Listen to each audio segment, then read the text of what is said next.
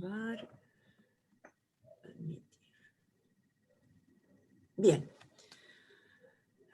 Bueno, esto era un poco lo que les quería decir. Entonces, el trabajo de hoy, de algún modo, lo que hace es intentar realizar ese diálogo que no podemos realizar en la clase presencial acá en este lugar. La idea es que vayan de algún modo apropiándose de la metodología. ¿Sí? Hay una metodología particular en el taller y es lo que más me interesa. Me interesa que puedan apropiarse de esa metodología porque hacia el final del cuatrimestre van a presentar ustedes un micro taller con esa estructura metodológica, ¿no? Entonces desde ahí me interesa que vayan apropiándose de esa estructura metodológica que de entrada lo que pide es no ir directamente al material bibliográfico, no ir directamente a la lectura, sino más bien mirar los videos, ¿sí? Y de ese modo tratar de ir pensando en qué consistirá ese material teórico, ¿sí? Hay una... vamos a seguir dialogando durante todo el cuatrimestre, tranquilas y tranquilos, pero hay en la estructura metodológica un momento inicial que tiene que ver con la posibilidad de establecer el diálogo a partir de algún elemento disparador. Ese elemento disparador suele ser, en mi caso, un video que busco en internet que tenga que ver con el tema que vamos a dialogar. Ustedes saben que internet tiene sus pros y sus contras, pero hay mucho material que se puede utilizar porque hay mucho colega que tiene videos en las redes. Desde ahí podemos ir utilizando ese material. Bien, entonces, el primer momento, ese momento disparador, incitador del diálogo, que aguijonea o que de algún modo nos hace pensar o que nos da que pensar, va a ser ese video inicial, ¿no? Desde ahí que, bueno, lo que sugiero es que empiecen por ver los videos y luego ir pensando en cómo abordar la lectura. Entiendo que la lectura es abundante, entiendo que tienen muchas materias y que han asumido compromisos con esas materias también. Desde ahí que voy a ir desdoblando la lectura, el material bibliográfico, tratando de ir dejándoles material complementario y en menor medida material de lectura obligatorio. Decía un profe muy querido, ha fallecido hace bastantes años, que respecto de buscar una metáfora para dialogar sobre el abordaje de la bibliografía, ¿no? Decía que uno no se puede comer una vaca toda junta. Me encanta esa metáfora porque nos ayuda a pensar justamente en esto de ir de a poco con el material, ¿no? Entonces no podemos comer una vaca toda junta, pero si nos comemos un churrasquito hoy, un puchero mañana, un asadito otro día, al final de un día vamos a ver comido una vaca, ¿sí? Entonces, esa vaca, esa bibliografía puede ir siendo abordada, puede ir siendo comida la vaca de a poco, y les va a resultar mucho más sencillo que cuando llegue el momento de realizar los trabajos prácticos, ponerse a leer todo de manera alocada, ¿no? Creo que no tiene sentido abordar el material teórico desde ese lugar, ¿no? Entonces, bueno, primer momento del método, la posibilidad de disparar una actividad, ¿sí? Esto que llamamos, o que Freire, mejor dicho, llamó el disparador, o la palabra generadora, si ustedes quieren, lo vamos a tener representado en los videos. pero siempre se puede usar otras cosas. Se pueden usar imágenes, se pueden usar lecturas de poesía, se pueden escuchar canciones. Digo, hay infinidad de elementos, sobre todo en la web, que nos pueden ser útiles para ese primer momento disparador. ¿Sí? El momento disparador, de algún modo, tiene algo así como una conexión con el diálogo que vamos a intentar tener hoy, y de ahí recién la sugerencia de leer el material bibliográfico. De algún modo hay como una especie de dialéctica, ¿sí? en esos dos momentos. ¿Sí? Se dialectiza el momento disparador con ese momento más bien teórico, ¿sí? Más bien de acceso al material teórico, que vendría a ser de algún modo como una afirmación y una negación, si ustedes quieren, y el momento de la síntesis sería el momento en el que me gusta llamarle, en que nos agenciamos, o momento agenciador, que implica esa capacidad de hacer que tenemos todos los seres humanos, ¿sí? A eso le llamo agenciarnos, ¿sí? Utilizar todo ese caudal de información que tenemos a nuestro alrededor eh, para agenciarnos, y si ustedes quieren, ese agenciarse tendría mucho que ver con la posibilidad de transformarnos, ¿sí? Esas transformaciones que nos pueden venir desde la bibliografía, desde una conversación, desde un diálogo, y desde también el conocimiento, por supuesto, ¿no? El acceso al conocimiento es fundamental para pensar en nuestras transformaciones, ¿sí? Entonces, cuando hablamos de esa praxis, es nuestra propia praxis que se transforma, pero también es la posibilidad de estudiar otras transformaciones que ha habido en las praxis educativas de pedagogos y pedagogas que nos han ayudado y nos han colaborado mucho en esto de modificar nuestras propias prácticas, sobre todo para hacernos más humanas y humanos, ¿no? Esto me parece que es fundamental, ¿sí? Este es un taller que tiene mucho que ver con la filosofía, y la filosofía, si bien, y no estoy hablando de la filosofía en sentido académico, aquella que solamente estudia autores del mundo de la filosofía, sino ante la posibilidad de ser, de convertirnos en filósofos y filósofas, no en sentido académico o profesional, si ustedes quieren, sino en sentido de la vida cotidiana, esa posibilidad de filosofar que tenemos naturalmente los seres humanos, ¿no? Bien, desde ese lugar entonces, ese último paso del método, esa síntesis que vamos a lograr entre el momento disparador y el momento teorizador, supone, porque eso lo van a decidir ustedes, supone que va a haber algo así como una transformación, y esa transformación implica ese modo de agenciamiento, ¿no? Ese modo de esa posibilidad o esa capacidad que tenemos los seres humanos de modificarnos, de transformarnos, de mutar en nuestros modos de actuar, ¿no? De actuar y ser en el mundo. Bien, no quiero monopolizar la palabra, sencillamente hacerles estos comentarios. Profe, Sí, adelante. yo estuve mirando, no llegué a ver todo el material por obvias razones que como que recién me estoy como acomodando con el tema del campus, pero vi que subiste una actividad y quería saber hasta cuándo había tiempo de realizarla, porque no pude hacerla todavía.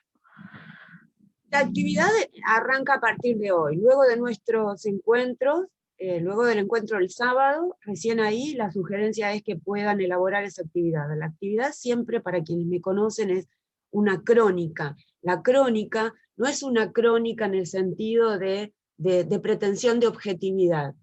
Es una crónica porque es un relato subjetivo, todo lo contrario, ¿sí?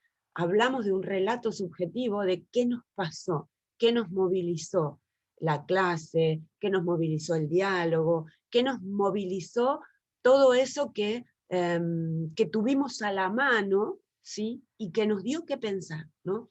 Entonces, hay algo en este primer encuentro, ustedes van a ver que hay algo que tiene que ver con es eso que dice Bárcena sobre la escritura derrotada, ¿sí? ¿Por qué llamarle escritura derrotada? Porque no es una escritura académica, aunque no queremos corrernos de lo académico, es fundamental para nosotros como profesionales, pero si lo que pretendemos es transformar nuestra praxis y de algún modo volvernos un poco más humanos y un poco más humanas, la cuestión es poder narrarnos, ¿sí? Narrarnos así como nos narramos desde el inicio de nuestra vida, ¿no? Nosotros somos una narración, somos de algún modo una identidad narrativa, ¿sí? En algunos casos recordamos cuestiones de nuestra infancia, de nuestras trayectorias escolares, recordamos por medio de mirar fotografías, recordamos por relatos que nos cuentan nuestros familiares, recordamos porque nos encontramos con amigos y recordamos viejos tiempos, ¿no? Entonces, de algún modo, esa identidad narrativa, sobre todo en el caso de la docencia, yo considero que es muy útil como para poder entablar, iniciar un relato de nuestra propia experiencia educativa, que por supuesto es algo que de algún modo estaba, y digo estaba porque últimamente se estila mucho narrar la experiencia educativa, estaba vedado para la docencia, que se considera una docencia técnica, ¿no? Un profesional escribía enmarcado en ese mandato académico. Pero un profesional de la educación tiene que poder ir mucho más allá de ese relato técnico. Por eso digo, no abandonar el relato técnico, porque es importante, el conocimiento científico, filosófico, es importante, pero sí poder narrarnos para intentar conectar con esa identidad narrativa que nos caracteriza como seres humanos, pero fundamentalmente como seres humanos dedicados a esta tarea de enseñar y aprender.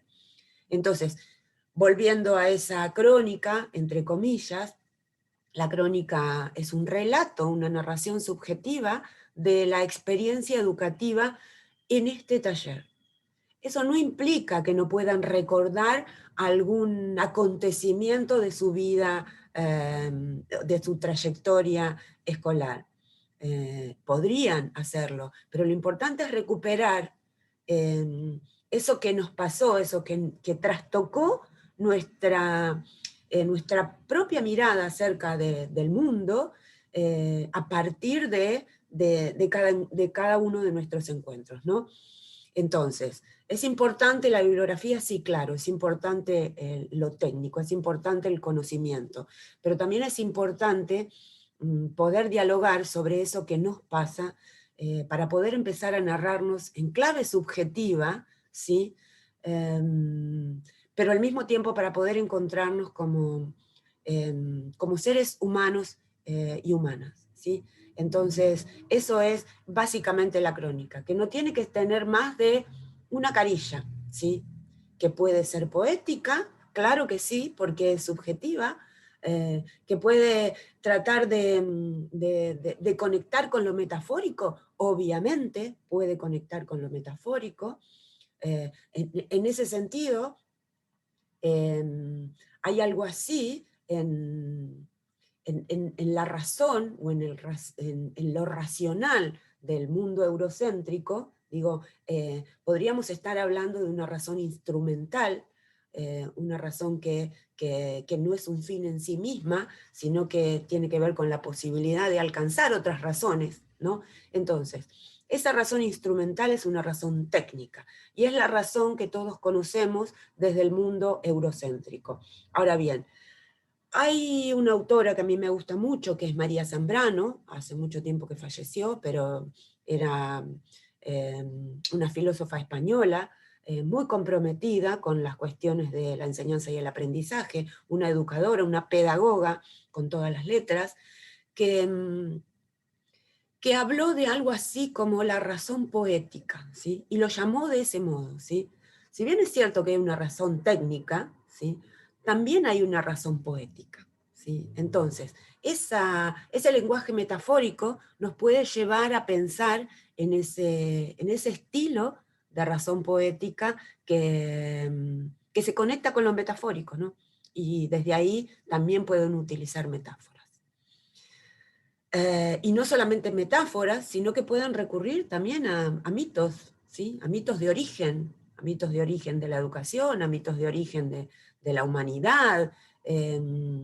Creo que esa es otro tipo de razón, ¿sí? Si ustedes quieren, a mí me gusta llamar la razón seminal, porque tiene mucho que ver con el origen del pensar, ¿no?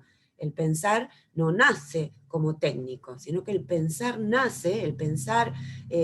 occidental y en líneas generales el pensar de la humanidad, nace a partir de las inquietudes, ¿no?, que las personas viviendo en comunidad fueron teniendo. Inquietudes que tenían que ver con cuestiones de la naturaleza, ¿no? No sé, las posibilidades de pensar por qué crecen las plantas, por qué llueve, por qué sale el sol, por qué tenemos luna, no sé, por qué hay estrellas, ese tipo de cuestiones que parecen tan infantiles, ¿sí? Eh, Creo que de algún modo ocultan un modo de pensar muy humano y que tiene que ver con esa originariedad en los modos de pensar, ¿no? Pensar que no surge por sí mismo, sino que surge por las inquietudes que tenemos. Y desde ahí que lo subjetivo, ¿sí?, y ese preguntar que tiene la infancia, si ustedes quieren, cualquiera que tenga un niño o una niña al lado sabe que vive preguntando, ese preguntar a modo de asombro de la infancia, me parece que es clave para volver a esos modos de pensar originarios que tienen que ver con esta especie de razón seminal, ¿sí? Entonces, una razón técnica, que es la clásica, la que conocemos todos y todas, una razón poética, que es una razón inventada, por llamarla de algún modo, por María Zambrano en el siglo XX, y una razón seminal que, de algún modo, entre comillas, me gusta llamar a ese modo de pensar más originario que es el que nos viene a traer el mito, ¿no? El mito de origen, y no estoy pensando en los mitos de origen escandinavos, griegos, ¿no?, o romanos. Estoy pensando básicamente en los mitos de origen de nuestra América, que son muy interesantes y que son mucho más pluralistas que los otros, ¿sí? Porque son más interculturales en el sentido de que dialogan con la naturaleza, con el cielo, con la tierra, con lo femenino, con lo masculino, ¿sí? Vamos a seguir dialogando sobre esto, pero es interesante poder recuperar esos mitos de origen de los pobladores, de las poblaciones americanas, nuestroamericanas sobre todo, ¿no? Entonces, digo, todo esto venía a cuento de hablar de 3 tipos de razón, una técnica, una poética y una seminal, ¿sí? Bien, ¿qué más tenemos por ahí? ¿Estamos, Flor? Creo que era Flor la que preguntaba, ¿no? ¿Hola? Sí, preguntaba sobre la fecha de entrega y yo leí que era el 17 de abril, profe. Si te parece, creo que es esa la fecha que habías dicho para la narrativa, ¿no? Ajá. Sí, sí, era yo la que preguntaba sobre la tibia. Gracias por evacuar la duda. No, de nada. Bueno, ¿qué más? ¿Qué más tenemos? Este es el momento del diálogo, este es el momento de la pregunta, el diálogo que puede ser un diálogo que nos puede llegar a durar 2 horas o nos puede llegar a durar menos. Eso va a depender de las inquietudes que surjan, pero este es el momento, ¿sí?, de la Pero, intervención. Ahí vi en los videos de profe, presentación ahí como unas ganas de incorporarse al diálogo. Así que, ay, sí, ahí yo tengo una perdón, pregunta más. una colega, Mónica Beatriz Campi. Campi, ¿tenés algo que ver con Walter? No, pero fue mi profesor de tesis en la especialización. Bueno, no, estaba hablando Flor, profe, pero después te quería hacer una pregunta sobre, en un punto hablaste sobre Hegel como influencia de Freire, y me pareció interesante, dijiste, este tema lo vamos a ver más adelante, y por eso te iba a preguntar después de eso. Pero dejo a Flor que tenía otra inquietud también. Dale. No, quería preguntarte cómo iba a ser la forma de evaluación. Bueno, las formas de evaluación más o menos las fui explicando en ese video que les dejé, que tienen que ver con la crónica obligatoria semanalmente. Entiendo que puede ser que no lleguen, pero la crónica es obligatoria y tiene que estar. Es fundamental para acreditar la materia. A medida que vayamos finalizando las unidades, vamos a ir organizando parejas pedagógicas, así que ya desde este primer momento vayan buscando sus parejas, y vamos a elaborar un trabajo práctico, bien académico. Ese sí va a ser bien académico, porque va a tener que ver con la recuperación del material de lectura. Entonces, al finalizar cada unidad, vamos a intentar realizar ese trabajo práctico. De algún modo, las crónicas o las narrativas les van a ser útiles para acompañar esos trabajos prácticos de final de cada unidad, ¿sí? Y entonces esa sería la segunda forma de evaluación. Y la tercera forma de evaluación es la evaluación final, que como ustedes saben, esta es una materia en los profesorados para la intervención. Entonces la idea es que ustedes puedan organizar un microtaller y finalizar de este modo. Digo, nos vamos a encontrar, el año pasado tuvimos la posibilidad de hacerlo y salió muy bien. Ustedes organizan el microtaller y nos encontramos vía Zoom para que lo puedan aplicar con este grupo, con estos compañeros y compañeras. Y entonces esa sería la evaluación final para estudiantes de profesorado. Para estudiantes de la licenciatura, como es una materia lectiva, pero no es para la intervención, pueden realizar un ensayo final, ¿sí? Un trabajo final, una monografía final, si ustedes quieren, aunque yo les recomiendo que también puedan organizar un microtaller, ¿sí? Pero pueden elegir. Te iba a preguntar eso justo, o sea, si pudiésemos, los que estamos del bloque de la licenciatura, hacer, porque nos interesa también por ahí la práctica y a futuro vamos a hacer las materias que correspondan, sí. Si podemos, o sea, aprovechar y hacer también, sí, tener la posibilidad de hacer el microtaller, me parece que, por lo menos en lo personal, preguntaba, me parece valioso. No solo que pueden, sino que mi sugerencia es que lo hagan, ¿sí? Así que tranquila. Bien por ahí. Profesora, ¿el microtaller va a tener algún tema en especial? ¿Usted nos va a asignar o nosotros vamos a tener la libertad de poder elegir? No, ustedes van a poder elegir, ¿sí? Van a poder elegir el tema en función de los contenidos temáticos que vayamos viendo en la materia, ¿no? Así que sí, se va a poder elegir, tranquila. ¿Qué más? Mónica Beatriz, mi tocaya, quería decir algo desde hoy.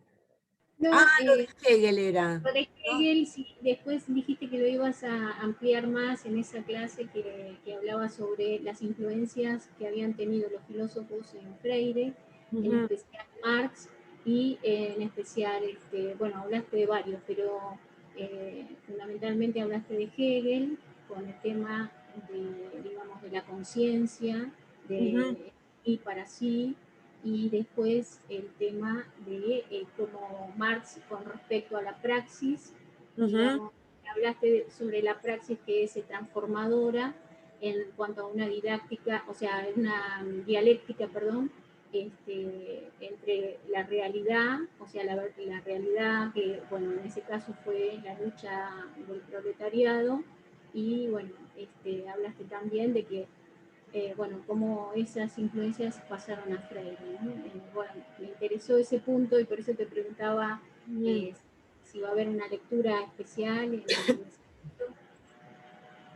Sí, en líneas generales no les voy a dar a leer a Hegel, porque me lo van a tirar por la cabeza. Es muy interesante, es uno de los filósofos más importantes, el último moderno, si ustedes quieren, ¿no? El último filósofo de la modernidad, pero que justamente por eso ha influenciado a muchos, y entre ellos al propio Marx, ¿no? En el sentido de la influencia que tiene en Freire, me parece que va mucho más allá de la posibilidad de recuperar el Hegel marxiano, por llamarlo de algún modo, ¿no? Sino que tiene más que ver con esa lucha, ¿sí? que proponía Hegel para pensar la conciencia. Cuando habla de conciencia o espíritu, está pensando básicamente en la posibilidad de pensar, ¿no? Entonces, hay un sentido metafórico en el pensamiento de Hegel. A ver si lo remonto para que se comprenda mejor. Hay una metáfora en Hegel que se conoce como la metáfora del amo y del esclavo, ¿sí? Esa metáfora del amo y el esclavo lo que nos trata de explicar es esto que tiene que ver con la lucha entre los opuestos, ¿sí? Esa lucha entre que una sería el amo y la otra el esclavo, se establece la lucha. Alguien tiene el teléfono abierto, por favor, que lo cierre. Silvia Farías, ahí está.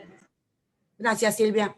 Bien, entonces estábamos entre la lucha del amo y el esclavo, ¿no? Entonces es una lucha a muerte, dice Hegel. Es una lucha a muerte en la que uno tiene que ceder su posición.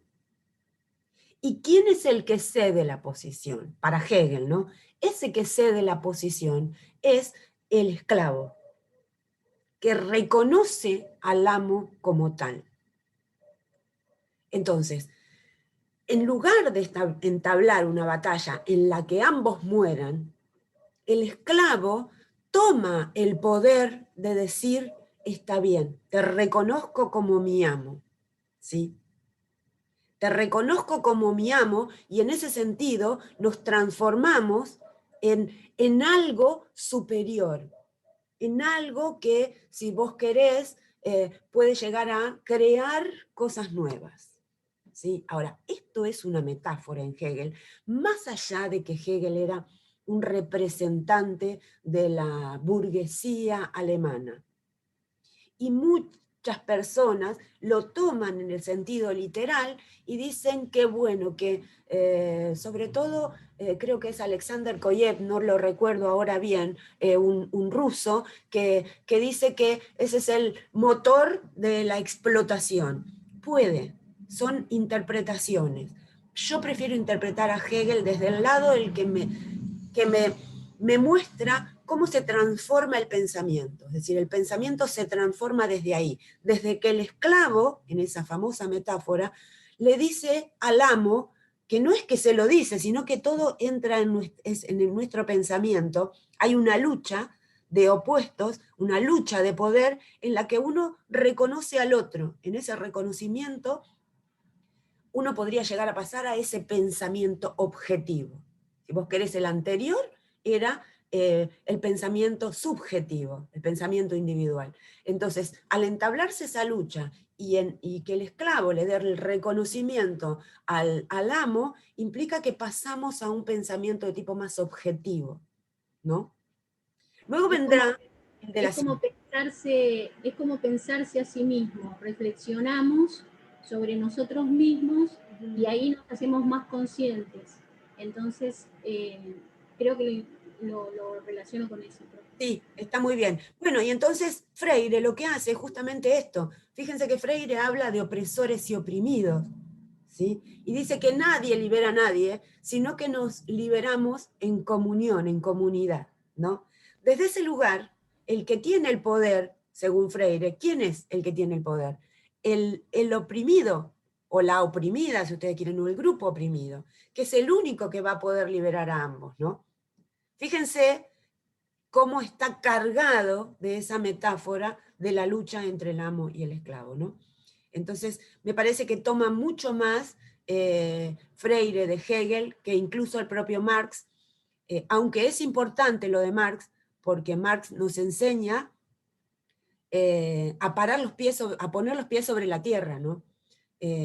A decir que, bueno, que la filosofía siempre se ha dedicado a pensar el mundo, a dialogar sobre el mundo, a teorizarlo, y que es tiempo de transformarlo, ¿no? Entonces baja ese mundo de las ideas al mundo de la vida, baja esas teorizaciones a la tierra y dice, bueno, ahora nos toca transformar, ¿sí? Llevando esto a lo que estuvimos escuchando, podríamos pensar que un poco esto de el pensarnos como más objetivos y en este proceso de podernos transformar, vendría La Rosa cuando habla de este concepto de experiencia vivido como algo personal que te genera esa transformación interna y como que te superás, sería como traído desde ahí, digamos. Sí, de algún modo lo podrías vincular con eso, aunque la pedagogía de La Rosa tiene mucho que ver con María Zambrano y la razón poética, ¿sí?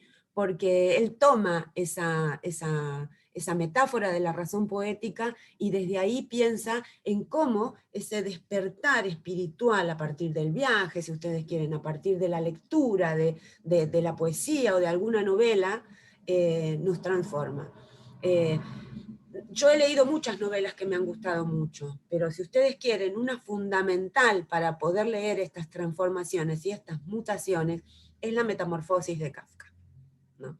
Esa transformación en bicho de Gregorio Samsa es especial para poder pensarnos en cómo nos ocultamos, nos transformamos en bicho, pero nos transformamos en bicho porque no podemos ver, nos molesta ese malestar que está a nuestro alrededor, ¿no?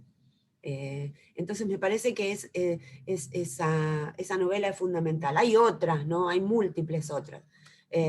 La otra que me gusta mucho para pensarnos subjetivamente, para pensarnos a nosotros mismos, es El día que Nietzsche lloró. Es una novela de un psicoanalista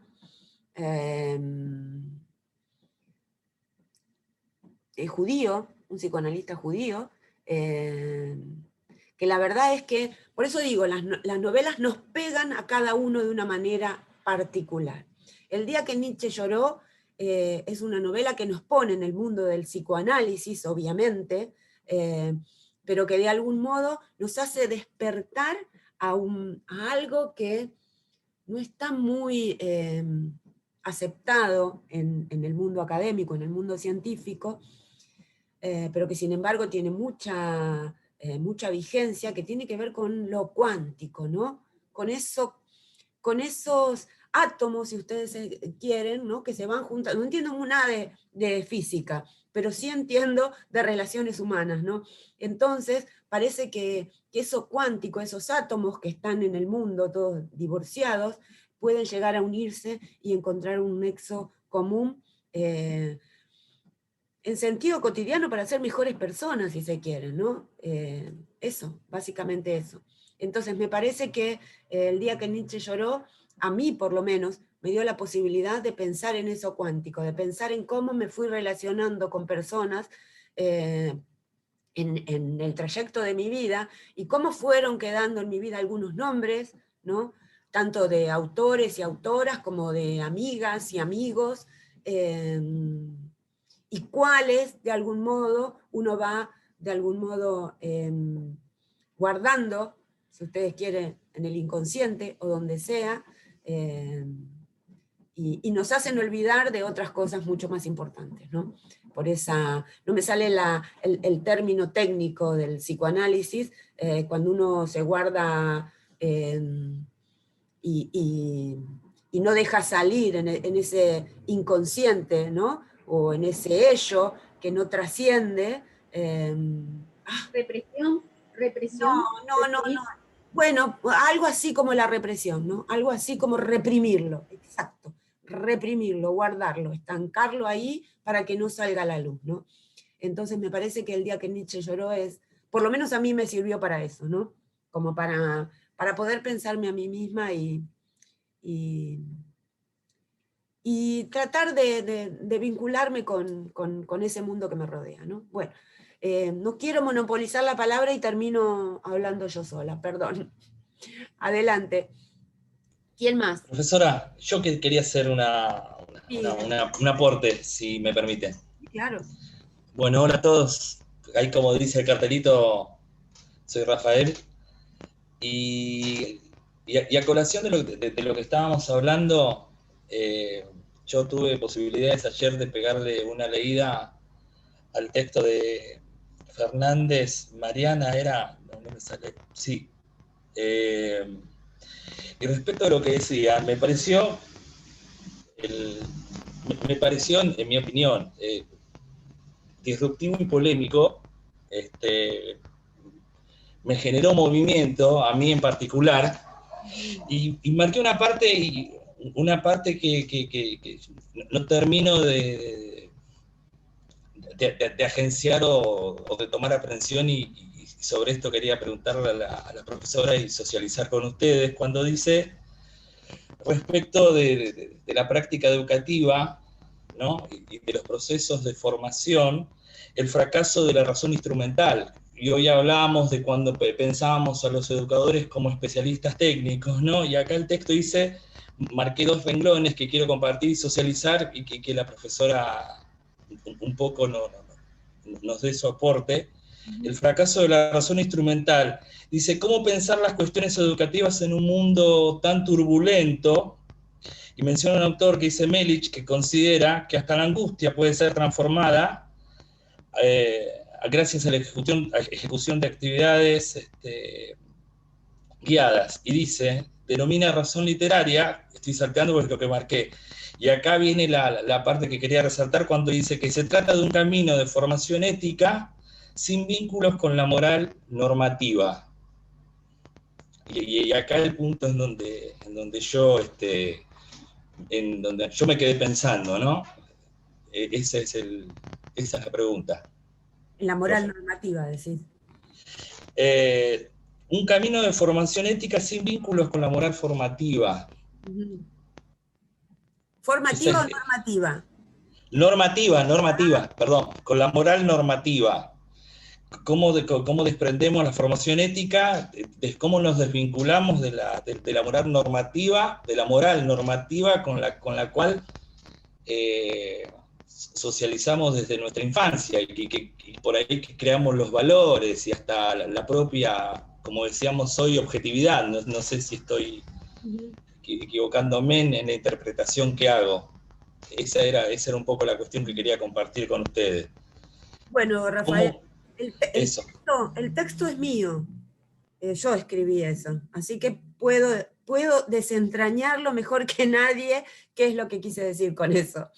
A ver, vamos a trabajar esto, porque esta materia trata de eso. ¿Sí? En la segunda unidad vamos a hablar sobre la ética. Fíjense que la pregunta es ¿qué ética? ¿No? Entonces, cuando uno habla de la ética, no habla de una sola ética, habla de muchas éticas. Una de esas éticas es la ética normativa, la ética del deber ser, ¿sí? De lo que debo hacer.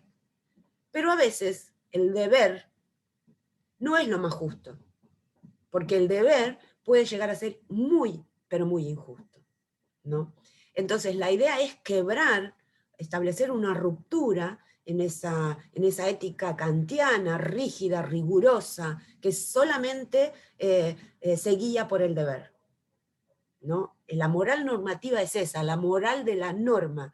Hay tanta moralidad en la institución educativa que me parece que es el momento de romper con alguna de esas morales. ¿Por qué no pueden venir con gorrita? ¿Por qué no pueden pintarse las chicas? ¿Por qué tantas otras cosas, ¿no? Se me ocurre, la institución está cargada de moralidad. Es decir, es una moralidad que nos viene a través de la costumbre, ¿no? Y ese famoso deber ser, ¿no? ¿Por qué? ¿Por qué tengo que hacer tal cosa? ¿Por qué no puedo salir al patio a trabajar con los peques o con las personas adultas, ¿no? Entonces, esas de algún modo prohibiciones, ¿sí? Que son antiguas, que vienen de siglos de opresión en torno al deber ser, me parece que es lo que necesitamos romper, ¿no? Porque no nos enseña nada sobre la humanidad, tanto deber ser.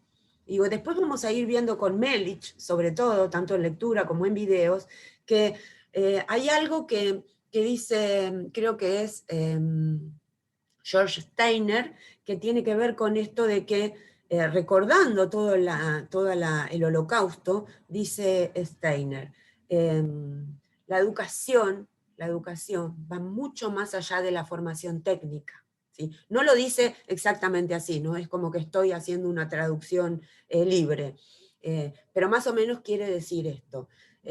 Podemos ser los nazis, ¿sí? Los jerarcas nazis, eran todas personas muy instruidas, que habían ido a la universidad, y sin embargo fueron capaces de ejercer las peores opresiones y maltratos a miles y miles de seres humanos, ¿no?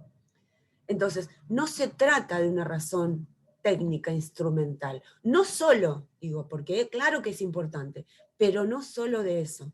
La formación humana va mucho más allá de esa razón técnica, porque no es sortear o escalar en niveles educativos, ¿sí? Eso claro que es importante, porque tiene mucho que ver con la capacidad de tener un pensamiento, si ustedes quieren, de algún modo, crítico sobre la ciencia. Pero eso no nos hace críticos en torno a las maldades humanas, ¿no? Entonces la idea es básicamente esa. Esa moral normativa no... de algún modo no es la que nos hace más humanos. Tiene que ver con esto de que citabas en ese libro de la moral de la respuesta, de la ética de la respuesta adecuada. Exacto. ¿No? Que a veces no, digamos, que por ahí no tiene que ver con el bien y el mal, tiene que ver con que sea lo adecuado, no humanamente adecuado. Sí, sí, sí. Y a veces el deber no implica que sea un bien. En ocasiones el deber, por eso insisto con esto de los nazis, ¿no? O incluso los militares en la última dictadura militar, con ese famoso tema de la obediencia debida, ¿no? Eso es actuar por deber, ¿no? Y actuar por deber puede ser tremendo. Entonces, esa ética es esa moral de la norma, del deber, es la que necesitamos transformar, ¿no? ¿Estamos, Rafael?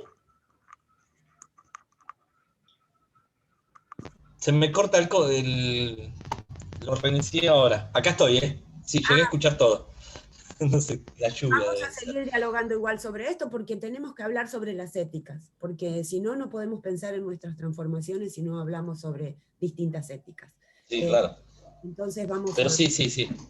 vamos a ir pensándolo a medida que vayamos sorteando las unidades educativas. En esta primera unidad solamente queremos hablar de tomar la palabra y de ver cuál es el relato, ¿no? ¿Qué relato? Porque puede haber múltiples relatos, y los hay, y vaya que los hay, ¿no?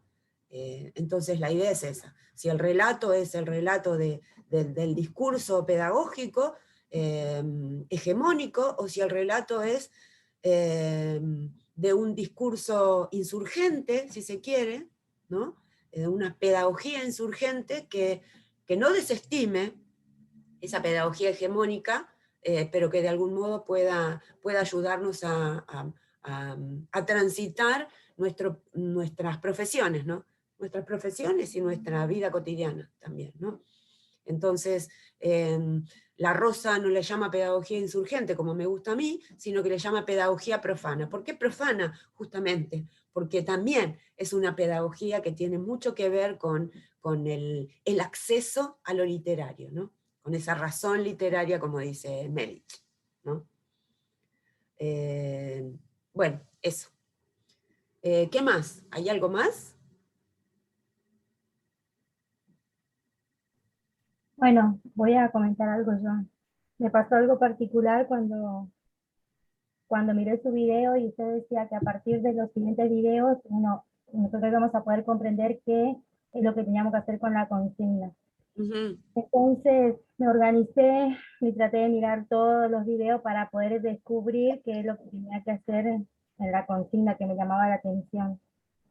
Fueron muy interesantes, o sea, me cautivó mucho esto de la palabra, esto de que está como todo muy establecido, qué es lo que, de qué manera se tiene que escribir cuando habla de lo técnico, y que muchas veces uno deja de hacerlo justamente porque tiene que respetar esto que, no sé si me estoy expresando bien, Sí, adelante, sí. como es, y que muchas veces deja de decir, o sea, todo aquello que queda oculto. Y, y es verdad, o sea, muchas veces uno tiene muchas cosas que expresar, pero como tiene que respetar todo esto que usted también dijo hace un momento, que es importante que lo hagamos bien, o sea, que sabemos que tenemos que tener coherencia, cohesión, un montón de cosas que está establecido, pero que son importantes, pero de ir más allá, que no quedarnos solamente con la teoría ni con la práctica, sino que hablaba de la experiencia, que habla más adelante, no me acuerdo si es en el texto o en el video, cuando termina diciendo de que se podría pasar antes como que él pone de experiencia a la mamá, creo que es, se menciona a la mamá que hay una cosa que él comparte con la mamá, el amor y todas esas cosas, pero no sé cómo explicarlo. Como que se debería generar algo nuevo, que no solamente sea la crítica, serían los niños, sino ir más allá a la parte reflexiva. Puede ser que sea algo así que dice, eh, no reflexiva, sino la experiencia, perdón. Entonces, recién escuché al compañero que decía con respecto a la ética y la normativa. A mí me pasa que yo estoy trabajando con chiquitos de tercer y cuarto grado, y todos los días me planteo qué puedo hacer yo para no sentirme así como la sargento esa que le dice no se pueden mover, deben quedarse acá, ir al colegio. Trato siempre de pensar qué actividades puedo hacer en el recreo también, de cambiar, de transformar ese espacio que es tan importante, el momento del recreo, que sin embargo ahora es como que está muy, muy restringido, lleno de normas, y planteo diferentes actividades, de un tutti frutti en el lugar, de escribir en el piso. Cuando vienen y me sancionan, por ejemplo, vienen y me dicen, no pueden escribir en el piso, o sea, con tiza. Entonces yo le digo, ¿por qué no? O sea, y eso después se borra con un balde de agua. Y de posicionarme y de defender mi idea, de decirle, sí, que puedan escribir, porque le hace bien, pueden expresarse a través de los dibujos. Y ayer justamente vino una mamá y me dijo, teníamos una reunión con un nene particular que tiene dificultades, y me dice, ahora él dibuja en la hoja, me cuenta lo que hace, me contó que el nene escribió en el piso, y ahí mi coordinadora como que miró y recién comprendió que algo hizo bien la actividad que hice. Pero por eso en el video puse cuando tuvimos que presentarnos que cada vez que finalizo algo, cada vez que algo, siempre trato de generarme nuevas inquietudes, de preguntarme si lo que estoy haciendo está bien o está mal, de no quedarme con lo que estoy haciendo. Así que bueno, de a poquito voy tratando de incluir todo lo que voy escuchando, así que seguramente algo me va a transformar en mí. Así que no, más que nada era eso, quería compartir. Sí, bueno, sí tiene que ver con esto que estamos hablando del tema de la normativa institucional, ¿no? Como decís vos, ¿por qué no pueden escribir en el piso los chicos, ¿no? Con tiza, además. No digo que escriban con algo que no va a salir, pero escribir con tiza se tira un poco de agua, como decís vos, y sale. Y de algún modo es una... a ver, es eso que te surge, que Cuyen llama el poder de enseñar, ¿no? El poder en el sentido de potencia. No estoy hablando en el poder del ejercicio del poder, sino el poder en el sentido de potencia de actuar, ¿no? De lo que podemos llegar a ser. Y de algún modo hay que defender nuestras ideas, como decís vos. Así que a lo mejor no ese día, pero con el diálogo, ¿no? El diálogo es lo que lo que nos hace humanos y humanas, ¿no? Si dialogamos, podemos llegar a transformar esas situaciones, ¿no? No sé si era el caso, pero lo importante es activar, agenciarnos en eso, ¿no? Agenciarnos en el tomar la palabra y defender nuestras ideas. Que es probable que en algún momento estemos equivocados o equivocadas, sí, es probable, pero el diálogo es lo único que nos va a ayudar a encontrar una solución, ¿no? Así que bien, Claudia, bien.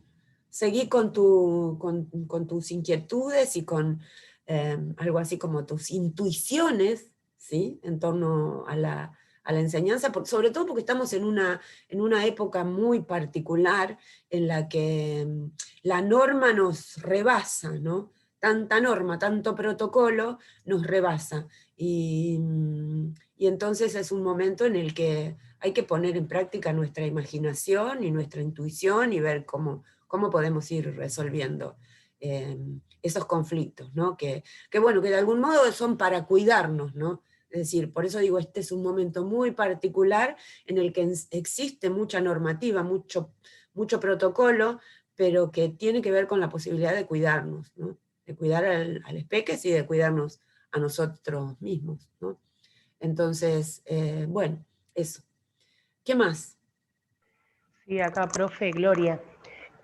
Me pasaba cuando escuchaba al compañero, a Rafael, esto de la ética normativa y cómo funciona, ¿no?, el uso del poder, un poder, digamos, que ya está como establecido, y en el sistema educativo se nota bastante, porque uno piensa, bueno, si lo dice la conducción, esto no se puede hacer, y punto. Parece que no hay mucho lugar al diálogo, más allá de que una o uno pueda decirle y explicarle a esa conducción, bueno, esta idea de elegir esta actividad, esta acción, estas palabras, estas frases, estas propuestas, tienen o persiguen tal fin, tal objetivo y queremos lograr esto. Y me ponía mal cuando Claudia decía, bueno, miraron muy mal que los peques escribieran en el piso. Y me pasa muchas veces, yo soy profe de inicial y de primaria, y hay un abismo impresionante entre el nivel inicial y la primaria. Mientras en el jardín nos esforzamos porque los chicos y las chicas desarrollen al máximo todas las potencialidades que tienen, en primaria se coarta con todo eso. Se sienta uno atrás del otro, se forman en dos filas, no hablan, no hay posibilidad prácticamente de la espontaneidad. Y me surgía esto de la ética de la normativa en cuanto a la palabra. Esto no lo podemos decir, de esto no vamos a hablar ahora. Ahora estoy dando una clase de tal tema, y tu opinión más o menos no viene al caso, no sirve.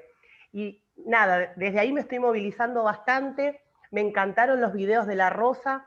Me parece que cuando habla él, Escliar, Daniel Brailovsky, hablan desde una sensibilidad tan importante que creo que desde ahí nos permiten ir desaprendiendo, deconstruyendo para poder volver a armarnos de vuelta, ¿no? Con otra visión, quizás un poco más potable, más enriquecedora. Nada, eso.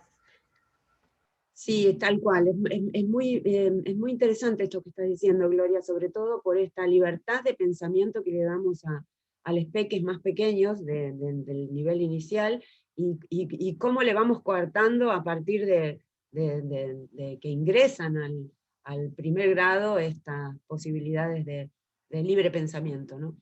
Yo creo que las cosas están cambiando. Creo que la gente está un poquito más dispuesta al diálogo y creo que lo único que nos va a salvar como seres humanos es la posibilidad de dialogar y de no perder la esperanza, ¿no? Digo, si perdemos la esperanza, se pierde la posibilidad de un futuro más humanitario, ¿no? Más humano. Entonces me parece que lo que tenemos que pensar es en esa esperanza, ¿no? En esas posibilidades que nos puede llegar a dar un tipo de educación mucho más interactivo desde el punto de vista del diálogo, ¿no? Para eso estamos, para poder guiar, digo, en lugar de coartar la pregunta o la inquietud, bueno, tratar de guiar para que esa inquietud, esa pregunta se transforme en algo que tenga que ver con el tema que estamos abordando, de algún modo, ¿no? No digo que estemos engañando a los estudiantes, sino digo que para eso tenemos que ser muy conscientes de lo que estamos queriendo, entre comillas, transmitir. Entonces, en el momento en que nos parece que la cosa se nos va de las manos, bajarlo nuevamente y encarrilarlo al tema de trabajo, ¿no? Así que... Yo quería... Profe. Perdón. Está Dani, Flor, y después vas vos, ¿sí? ¿Quién es? Dale, sí, digamos. No, lo que me parece interesante cuando planteaste, apenas empezamos un poco hacia dónde como vamos a caminar la cursada, que creo que a mí yo a la Rosa lo descubrí con psicología social y nada, lo amé, desde el minuto que lo escuché, me parece que nos atraviesa de una manera muy significativa y creo que es la primera vez que nos plantean vivir la cursada como una experiencia, ¿no? Para intentar transformarnos. Y yo desde que lo escuché, me pasa esto de intentar acercar su voz a cuando trabajo con los estudiantes adultos, y me parece súper valioso pensarnos como educadores, intentar generar experiencias educativas que provoquen esto, ¿no? ¿Qué planteamos? ¿Desde dónde nos paramos? ¿Qué llevamos? ¿Qué ofrecemos para que el otro viva realmente una experiencia educativa? No, me parece que esto es un poco lo que venían saliendo de las compas que hablaron. Qué interesante pensar que estamos como parados ahí, queremos transformar, habilitar otras voces, otras formas de resolución. Esto de que la narrativa entre en las escuelas y poder pensar la educación desde una narrativa también. Bueno, me parece como, a mí particularmente me movilizó un montón esto. Escuchar a estos dos autores que nos ponen a repensar de dónde estamos parados. Nada, me parece que está buenísimo y nada, quería compartir eso porque ¿no? Pensar todo el tiempo, no salir de ahí, de intentar que las cosas nos toquen, nos pasen por el cuerpo. Yo otra parte soy profe de educación física, entonces creo que esto de la corporalidad y la subjetividad y subjetivarnos desde lo corporal me parece que está buenísimo. Así que nada, esto, compartir lo que me pasó cuando te escuchaba. Bueno, Flor, ¿me das un segundito? Porque digo, de algún modo está diciendo algo bien, bien interesante para poder pensar sobre todo la materia, ¿no? Digo, eso que la movilizó y eso de que la narrativa ingrese a las escuelas. Los docentes suelen tener, como en el caso de Gloria o Claudia, no recuerdo quién era la que hacía dibujar con tiza, pero digo, eso es una experiencia educativa, ¿no? Que en líneas generales no existe desde la literatura pedagógica. Entonces, que la posibilidad de narrar una experiencia educativa, aunque sea del lado del docente, en el caso de Claudia creo que era, en el caso de Claudia, es interesante para acercarle a un colega o a una colega, ¿no? Y desde ese lugar, las técnicas de enseñanza y aprendizaje que suelen poner, y no me refiero a docentes universitarios únicamente, sino más que nada a docentes de escuelas primarias y secundarias que se la pasan inventando formas de trabajar, ¿no? Entonces, eso tiene que ser recuperado. Y si no nos apropiamos de ese lenguaje narrativo que nos permita contar esas experiencias pedagógicas, es como que eso queda en la nebulosa y no lo compartimos, ¿no? Y por ahí las mentalidades más tradicionales, más duras, quedan prendidas de esos modos rígidos de enseñar y aprender tradicionales, ¿no? Entonces, por eso me parece importante pensar en recuperar esa experiencia educativa, y esto que decía Dani me parece que de algún modo viene diciendo eso, ¿no? ¿Está? Flor, ¿querías decir algo? ¿Estás por ahí, Flor?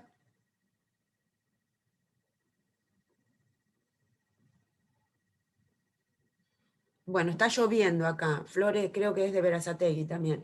Y acá está lloviendo, probablemente se hayan, no sé si en otros lugares también, pero suelen caerse los servidores de Internet.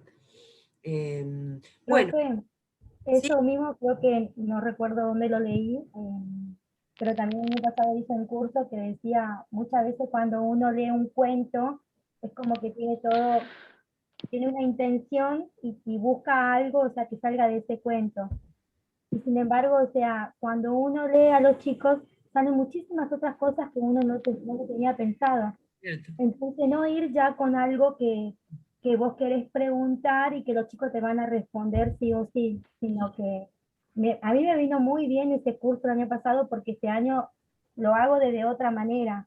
O sea, cuando planteo con los chicos salen otras respuestas, encuentran otras cosas que yo no lo había pensado. Y para mí es maravilloso, pero es como que tuve que hacer este curso para poder reflexionar sobre mi práctica y transformar, o sea, mi momento de lectura.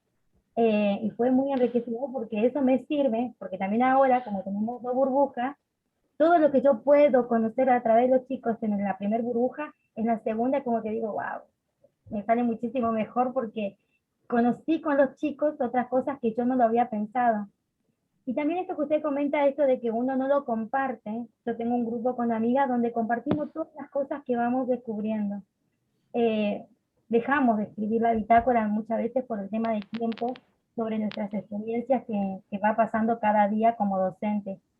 Pero es algo que tendríamos que volver a recuperar. O sea, yo tengo muy poco tiempo como docente, pero en la residencia o cuando hacía campo, es algo que los profesores nos decían a nosotros. Sería interesante que ustedes escriban todas sus experiencias dentro del aula, en la institución o lo que comparte junto con sus pares, que serán los demás compañeros. Pero por eso digo que hay muchas cosas que fui viendo en el video o lo que fui diciendo, wow, tan mal no estoy, o sea, tan equivocada no estoy. Pero a veces quedan todos esos planteamientos con uno y recién ahora lo descubre de que hay otros que lo pensaron y que ya lo trabajaron muchísimo mejor que lo que yo estoy pensando ahora.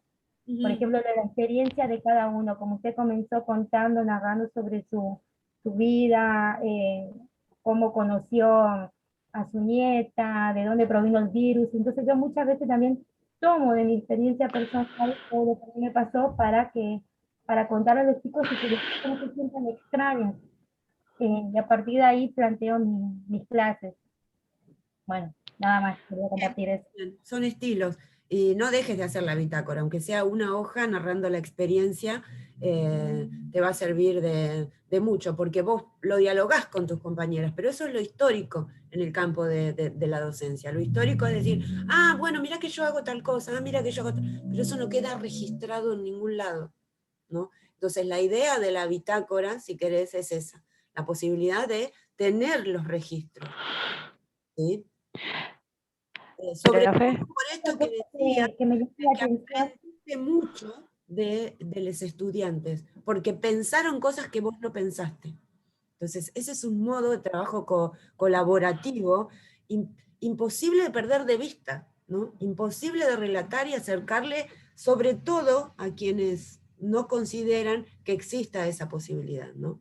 O que se sienten inferiores y no permiten que los estudiantes les puedan llegar a enseñar algo, ¿no? Entonces yo creo que uno enseña y aprende en este trayecto y eso es lo importante del relato, ¿no? De poder dejarlo por escrito para que otra persona pueda acceder a ese conocimiento, ¿sí? Bien, Flor, ¿estás? ¿Volviste? Sí, acá estoy, tenía el micrófono silenciado. No, quería hacer un aporte porque una de las chicas habló sobre Brailovsky y hay un texto de Brailovsky que por ahí puede servir de aporte, que está relacionado con lo que estamos hablando, que se llama ¿Qué hace la pedagogía y por qué es importante para los educadores? Quería hacer ese aporte, capaz que por ahí sirve para alguna que le interese. Bueno, gracias. ¿Y cómo era? ¿Qué es la pedagogía y para qué sirve? ¿Algo así era? No, ¿qué hace la pedagogía y por qué es importante para los educadores? Ah, bien. Bueno, eso está en internet, ¿tenés idea? ¿Es un artículo o un libro? No, es un artículo de una revista que se llama Deseducando número 5. igual ahí lo pongo en el chat por si a alguno le interesa. Dale, fenómeno. Gracias, Flor. No, de nada. Sí, ¿quién más?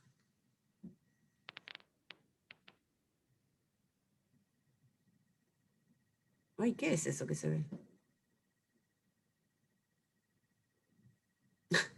Bueno, no sé qué, yo estoy viendo algo que no sé qué es.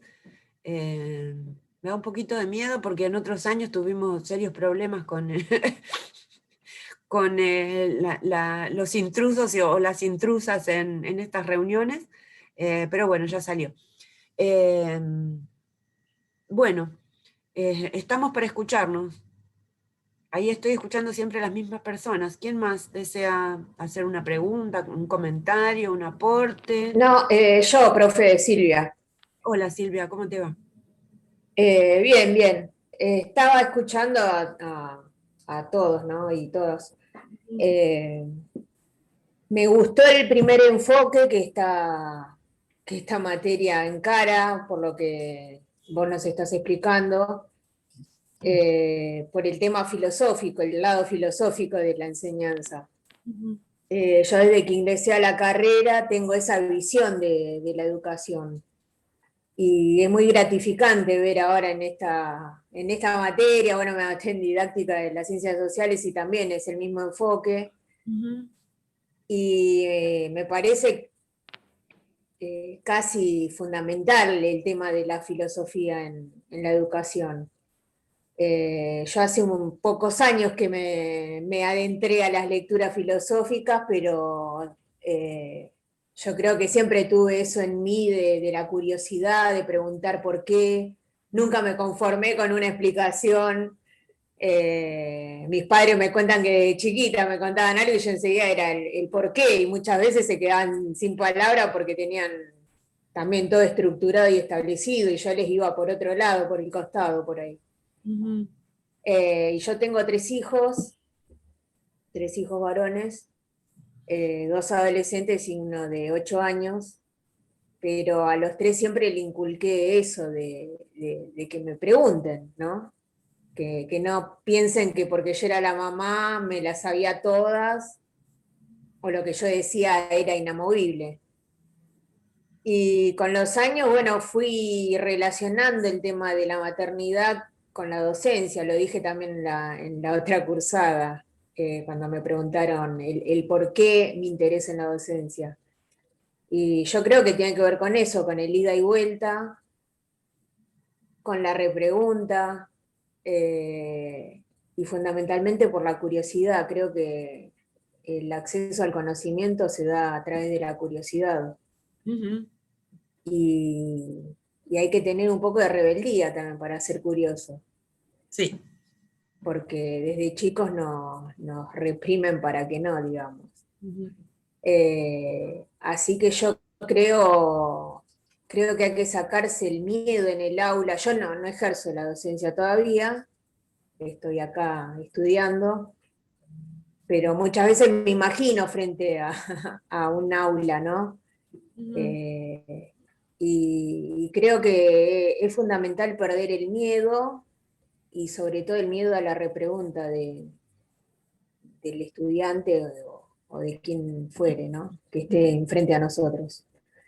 Que en todo caso se puede decir, no sé, lo voy a averiguar y mañana lo hablamos.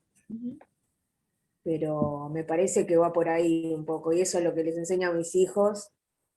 Y bueno, también aprendo muchísimo de lo que ellos me cuentan del día a día en la escuela, ¿no? De todos los profesores, por qué uno le gusta más, por qué otro le gusta menos, y con todo eso yo también voy construyendo una imagen de lo que quiero ser como docente. Quería compartir eso. Bien, sí, en líneas generales hay toda una corriente de pensamiento que nos habla de los trayectos escolares previos y de cómo todo eso de algún modo nos va permitiendo pensar cómo queremos ser cuando nos pongamos frente a un aula, ¿no? Creo que básicamente esto es humano, si querés, ¿no? El problema es, como bien decís vos, es que cuando uno tiene muchas inquietudes, generalmente te van coartando esas inquietudes. Entonces uno no permite que la mariposa pensante vuele, ¿no? Hay que dejar volar a la mariposa pensante con inquietudes de la vida cotidiana y con inquietudes epistemológicas también. No necesariamente tienen que ser epistemológicas o que tengan que ver con el campo técnico, ¿no? Creo que eso es bien interesante, poder dejar volar la mariposa pensante y pensar en nuestros trayectos previos, ¿no? En términos de la formación humana, la formación educativa comienza desde el momento en el que estamos en el vientre materno, ¿no? De algún modo desde ahí ya estamos pensando en cómo vamos a trabajar en esa formación, ¿no? Entonces, esto de poder ir pensando o registrando todo lo que tiene que ver con lo que nosotros elegimos, digo, ahí creo que es Philip Jackson, creo que es uno de los autores que trabaja mucho el tema de el recuerdo de sus docentes y cómo, no vamos a trabajar con ese autor, ¿no? Y cómo ese recuerdo de algún modo implicó su propio entusiasmo, ¿no? Entonces, hablar del recuerdo de su docente es un recuerdo particular, es un recuerdo subjetivo y está construyendo conocimiento desde ahí, ¿sí? No importa, porque así como en el psicoanálisis no importa que algún trauma sea real o ficticio, no importa si esa docente efectivamente enseñó de ese modo, importa lo que cómo impactó en nosotros eso que pensamos que vimos en el otro, ¿no? Entonces insisto en la necesidad de registrar esas experiencias educativas justamente por eso, ¿no? Porque a veces recordamos mucho a docentes que odiamos de algún modo, pero a otros que de algún modo nos han enseñado, nos han permitido ser más libres, ¿no? O que han enseñado desde otro lugar. Yo siempre recuerdo una profesora de matemática que era un ángel, era como un ángel, y te hacía como que las cosas te salían tan fácilmente con esas formas de enseñar y aprender que tenía, no recuerdo cómo se llamaba, obviamente, estoy hablando de hace muchos años, pero sí tengo la imagen de su rostro todavía bien presente, ¿no? Digo, bueno, solo por nombrar algo, ¿no? Entonces, en función de eso, uno va construyendo su propia praxis pedagógica. Y si en mi caso lo hubiese registrado a tiempo, recordaría cómo se llamaba esa docente, ¿sí? Entonces, por eso es tan necesaria esta cuestión de tomar la palabra y tomarla en el relato escrito fundamentalmente, ¿no? De ahí, bueno, interesante, aunque nota al pie esto del instinto materno, es algo que no corresponde a nuestra materia, pero es algo que definitivamente no existe, y aunque no corresponda con la materia, no lo voy a dejar pasar por alto, ¿sí? No creo que exista algo como el instinto materno, ¿sí? Es algo que tiene que ver con opresiones culturales, de algún modo, que tenemos que poder soltar o por lo menos dialogar, ¿no? O por lo menos dialogar. Eso no implica que no vayamos a cuidar a nuestros hijos, pero lo que quiero decir es que formamos a las mujeres de un modo distinto a las del hombre, y me parece que eso genera mucha violencia en la humanidad también. Entonces hay que tenerlo bien presente, ¿no? Bueno, nota al pie, no corresponde a nuestra materia, pero eso no implica que tengamos que dejar de dialogarlo, ¿no? Bien, ¿cómo vamos? ¿Hay alguien más que queda con ganas de decir algo? Hola, profe, buenos días.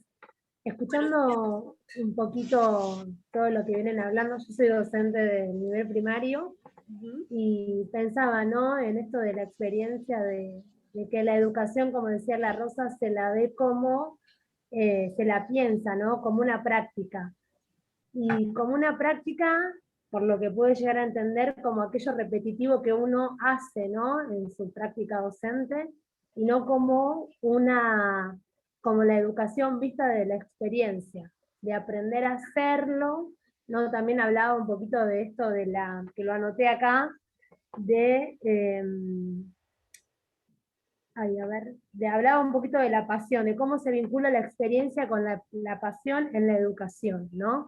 Y eso me marcó mucho porque creo que el año pasado a todo el personal docente, esto de lo práctico, de lo repetitivo, no sé si hace referencia a eso, tuvimos que en esta pandemia buscar distintas estrategias, vivirlas, compartirlas. Nosotras somos un equipo de trabajo de 6 maestras, y realmente el año pasado de la experiencia de cada una hemos aprendido un montón.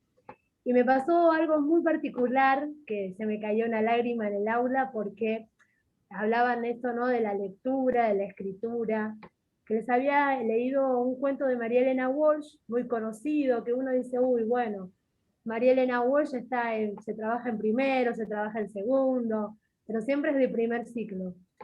Y hablábamos, ¿no?, con el equipo de trabajo y decíamos, pero chicas, María Elena Walsh ya nos tiene cansados desde el año pasado, trabajar con cuentos tradicionales. Bueno, y trajimos un cuento de esta autora, ¿sí?, que habla del gato pato, ¿no?, del reino del revés, y se los leí. Se los leí y realmente no pensé que cuando terminé de leer el cuento, mis alumnos de segundo grado se levantaron de la silla y me aplaudieron. No sé, me cayó una lágrima en ese momento, porque el año pasado lo trabajamos desde tantos sectores, de tantas estrategias que utilizamos, que dije, wow, lo que es la experiencia, ¿no? El hacer, el vivenciar, el aprender. Porque nosotros como docentes, yo me considero una docente que está aprendiendo también de mis alumnos, ¿no? Y me marcó esto que decía la Rosa, ¿no? No desde la práctica, porque uno no lo vive hasta que está dentro del aula, y buscar distintas estrategias para que, bueno, de alguna manera el alumno no diga, uy, bueno, llegué al salón y tengo que copiar, pegar, esto repetitivo, ¿no? Copiar en el cuaderno, sacarlo un poquito de esa estructura, de esa ética normativa que hablábamos, ¿no? Porque la escuela, si bien tiene una normativa que se debe cumplir, pero de lo normal, pero bueno, tratar de compartir esas experiencias, y el año pasado trabajamos muy bien, y descubrir, ¿no?, del otro, ¿no?, distintas formas de aprender, de transmitir, y de que, bueno, de ver estos resultados. Por eso cuando lo escuchaba la Rosa me ponía en eso, ¿no?, decir, bueno, esta pasión, como yo soy una persona, me considero una persona muy creativa, que trata de no hacer siempre lo mismo, de buscar recursos, de buscar estrategias distintas, y no quedarme en lo tradicional. Porque uno con el tiempo, y tengo compañeras que con antigüedad docente, van a lo mismo, ¿no?, a lo repetitivo. Entonces no caer, creo que por el momento, después uno dice, no, a ver, me autoevalúo, digo, no quiero caer en esto, ¿no?, de lo repetitivo, de lo práctico, sino de experimentar distintas experiencias y poder aprender con ellos, y bueno, obviamente que con el grupo de docentes. Bien, gracias, Vale, por compartir tu experiencia, que de todas maneras, aunque la práctica sea mecánica, como comprendí que estabas dialogando en torno a eso, me parece que esa práctica mecánica no es la misma en todos los contextos, ¿no? Por más que sea mecánica. Hay una diferencia porque son otras las personas que están en el aula, ¿sí? Digo esto porque si vos te pones a pensar en esa docencia que actúa de manera mecánica, que aplica una práctica mecánica, aún así, cuando cambia el contexto, cuando cambian los estudiantes, surgen otras cosas, definitivamente, ¿no? El problema es que no tenemos esa práctica, si querés, de ir a narrar eso distinto que vimos, ¿no? Sería como que uno viene pensando en algo muy repetitivo, ¿no? Pero hay una diferencia en esa repetición. y me parece que lo más importante es encontrar esa diferencia, porque es lo que nos brinda la posibilidad de pensarlo como un acontecimiento, ¿no? Eso, digo, está muy bien ser creativos, está muy bien cambiar, pero incluso aquella docencia que utiliza prácticas muy mecánicas tiene posibilidad de encontrar novedades en esa mecanicidad, ¿no? Pero para eso tenemos que registrarlas. Si no las registramos, no las vamos a encontrar nunca. Sí, tal cual. Profe, Sí, buenos días para todos. Mi nombre es Nicolás. hola. Estaba escuchando un poco lo que decían todos. Les pido disculpas que no puedo prender la cámara. Calculo que la semana que viene ya voy a tener la cámara arreglada y la Mentira, voy a querés poder mostrarnos la utilizar. foto de esa, que no sea dónde estás ahí, querés mostrarnos eso que tenés ahí y nosotros tenemos que bancarlo. Claro, tal cual. Y nada, la verdad que muy entretenido. Estoy escuchando las reflexiones de todos. Para los que nos gusta la educación es muy enriquecedor escuchar algunas cosas. Y quería hablar un poquito sobre la pasión. Yo siempre menciono eso, que es el motor fundamental que nos va a llevar a nosotros los docentes a generar constantemente nuevas estrategias para adaptarnos a cada grupo que nos toca y a cada tiempo que nos toca. Entonces, creo que comparto lo que decía la profesora, que una práctica tradicional, si está la intención de cambiar, si está la intención y la pasión por modificar, se puede trabajar de forma tradicional con otras estrategias. Pero bueno, todo va a depender de la pasión que tenga el profe por enseñar, de no quedarse siempre en lo mismo y que tenga el conocimiento que le posibilite cambiar. También escuchaba lo que decía Silvia, que me quedó muy presente, que contó que todavía no estaba trabajando adentro de un aula, pero que tenía muchas expectativas, muchos miedos también. Y yo le quería decir que cuando se logra que un grupo repregunte, te da una satisfacción enorme, porque es algo que nos cuesta muchísimo cambiar por lo que veníamos hablando, por la forma que se trabaja desde primaria, cómo cambia de inicial a primaria. Yo soy docente, yo soy profesor de educación física. También soy preceptor, trabajo en nivel primario, en nivel secundario, tuve experiencia a nivel terciario también. Y cuando te encontrás con un grupo que repregunta, fluye todo de forma dinámica. Y yo creo que para lograr eso, en cualquier materia que sea y en cualquier contexto, teniendo en cuenta el contexto donde vos te ubicás, si vos le enseñás por qué le va a servir el conocimiento que vos le estás compartiendo y para qué lo va a utilizar, ahí es cuando se produce eso, esa adquisición y esa devolución. Si uno baja algo de forma, no quiero decir tradicional, pero sí quizás lo hago porque lo tengo que hacer, dicto esto porque lo tengo que dictar, pero la otra persona que me está escuchando no sabe por qué o para qué lo va a utilizar, ahí es cuando se produce el bache que no llega a ningún lado. Nosotros en educación física hay un principio de entrenamiento que se llama concientización, que es explicarle a la persona por qué tiene que hacer determinada actividad física, cuál va a ser el objetivo que va a alcanzar realizando esa actividad.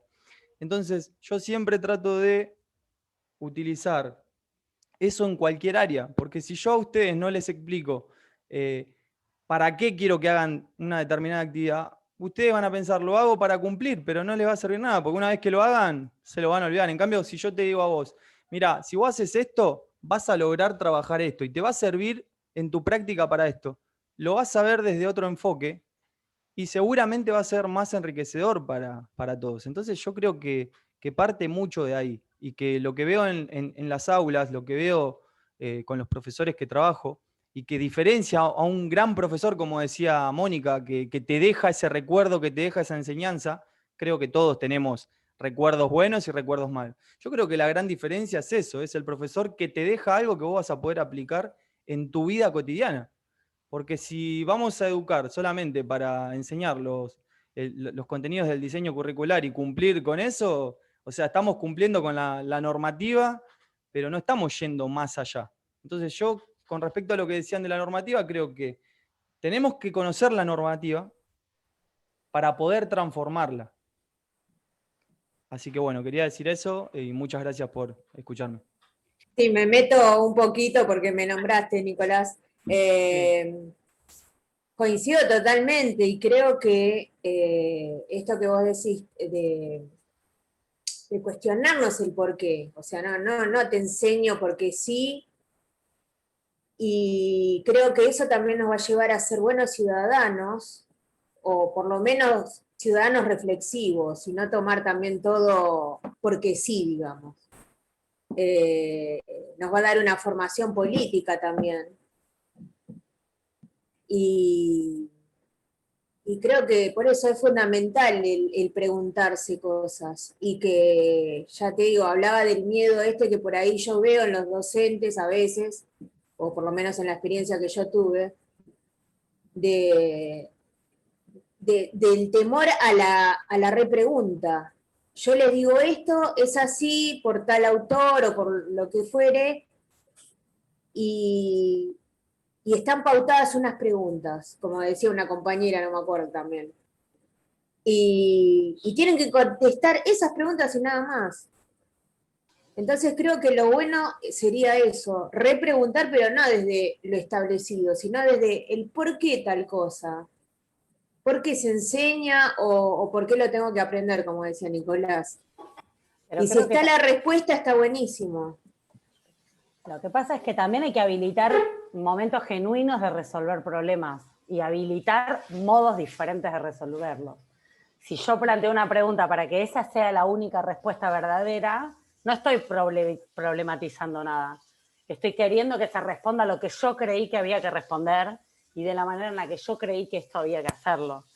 Me parece que el momento de habilitar la pregunta es también dejar al descubierto que puede haber una que yo no contemplé y que es tan válida como la mía.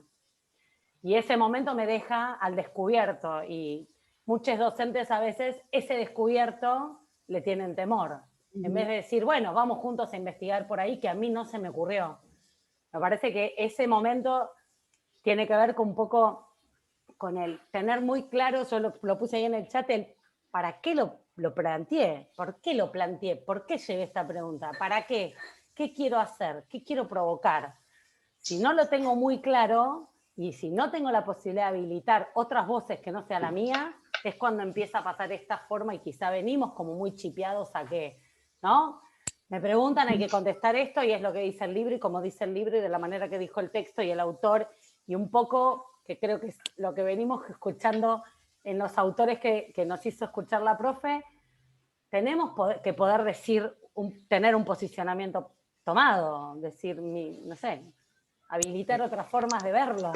Pero para eso tiene que haber un docente muy crítico de sí mismo, digamos. Flexible.